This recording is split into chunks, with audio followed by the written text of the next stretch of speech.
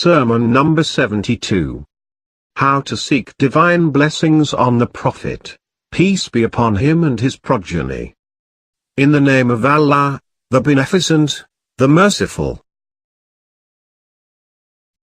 My Allah, the spreader of the surfaces of earth, and keeper, intact, of all skies, creator of hearts on good and evil nature. Send thy choicest blessings and growing favors on Muhammad thy servant and thy prophet who is the last of those who preceded him, and an opener for what is closed, proclaimer of truth with truth, repulsor of the forces of wrong, and crusher of the onslaughts of misguidance. As he was burdened with responsibility of prophethood, so he bore it standing by thy commands, advancing towards thy will, without shrinking of steps of weakness of determination, listening to thy revelation, preserving thy testament, proceeding forward in the spreading of thy commands till he lit fire for its seeker and lighted the path for the groper in the dark.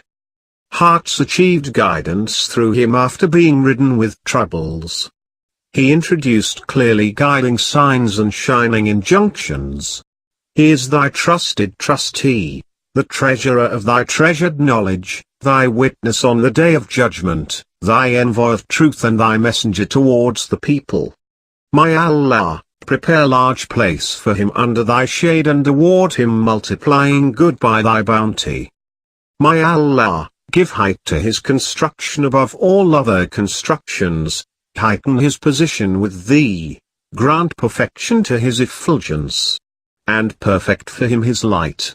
In reward for his discharging thy prophetship, grant him that his testimony be admitted and his speech be liked, for his speech is just, and his judgments are clear-cut. My Allah, put us and him together in the pleasures of life, continuance of bounty, satisfaction of desires, enjoyment of pleasures, ease of living, peace of mind and gifts of honor.